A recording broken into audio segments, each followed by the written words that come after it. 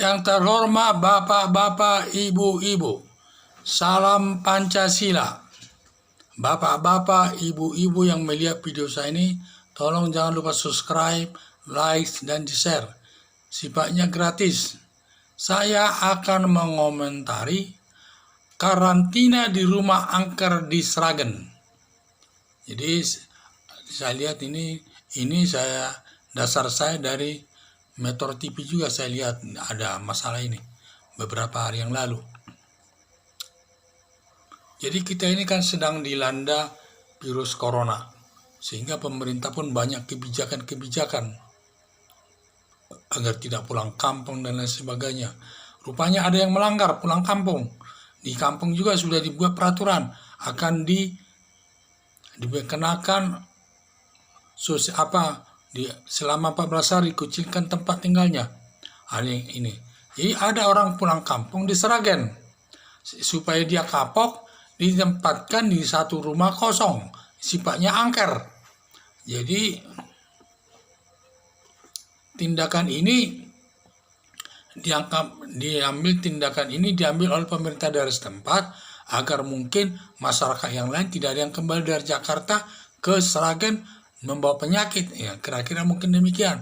Tetapi tindakan bupati ini kurang tepat menurut saya, karena apalagi dia bupati tidak berhak menghukum orang seperti demikian. Seharusnya dia diberikan tempat tertentu atau dititipkan di kantor polisi. Supaya dia ditahan dan lain sebagainya. Nah, kalau diobservasi di sana selama 14 hari.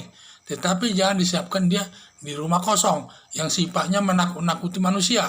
Orang ini tidak baik, ini dari sudut negara hukum tidak boleh.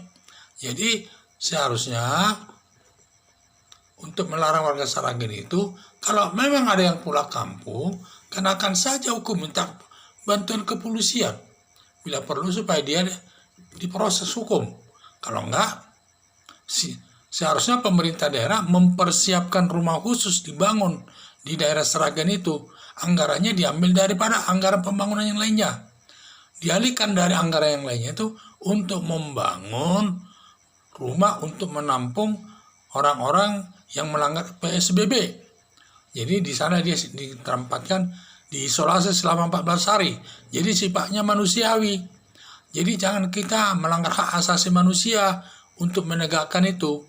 Gara-gara PSBB kita melanggar hak asasi manusia. Nanti kalau orang itu bisa menuntutnya itu ke polisi, diperlakukan tidak wajar. Menurut dia tidak wajar, menurut Pemda wajar.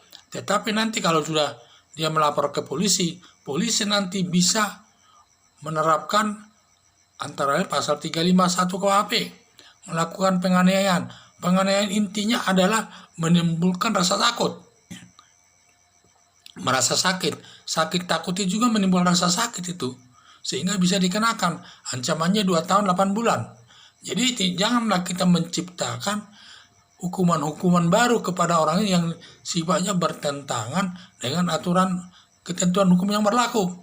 Kalau menurut saya, ditempatkan di ruangan yang angker ini merupakan hukuman yang sifatnya melanggar hukum ini.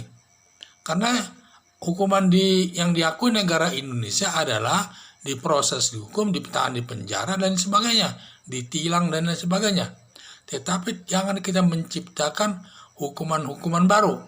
Walaupun itu menurut dia tidak begitu berat, tetapi bagi yang bersangkutan itu berat. Kalau dia merasa berat, bisa melaporkannya ke polisi, melakukan tindak pidana penganiayaan, yaitu merasa sakit. Menimbulkan rasa sakit itu sudah penganiayaan. Jadi itulah harapan saya. Apalagi sekarang ini kondisi virus corona belum tentu kapan berakhirnya. Sehingga saya pikir semua Pemda itu supaya membangun rumah sakit khusus atau penampungan khusus di daerahnya masing-masing minimal 10 kamar.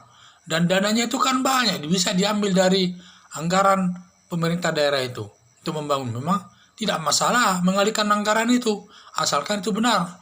Dalam mengalihkan anggaran itu perlu ada persetujuan presiden atau sepengetahuan Menteri Kesehatan, agar jangan nanti ada alasan dialihkan untuk korupsi, ternyata dikorupsi. Untuk menjaga ini perlu ada sepengetahuan presiden maupun menteri kesehatan dan lain sebagainya. Jadi itulah perlunya anggaran itu digunakan agar masyarakat, karena anggaran itu semua kan untuk masyarakat juga itu. Jadi janganlah masyarakat itu ditindak, justru disengsarakan dari segi hukum, ditempatkan di rumah angker. Mungkin ada orang bisa menerimanya dengan baik, tetapi kalau ditinjau dari segi hukum tidak boleh. Kalau orang itu merasa keberatan, bisa melaporkannya ke polisi bahwa bupati itu melakukan tindak pidana penganiayaan, melanggar pasal 351 KUHP, ancaman hukumannya 2 tahun 8 bulan. Jadi ini, jangan kita melawan masyarakat itu, jangan kita memperlakukan yang tidak baik kepada masyarakatnya sendiri, walaupun memang dia melanggar hukum.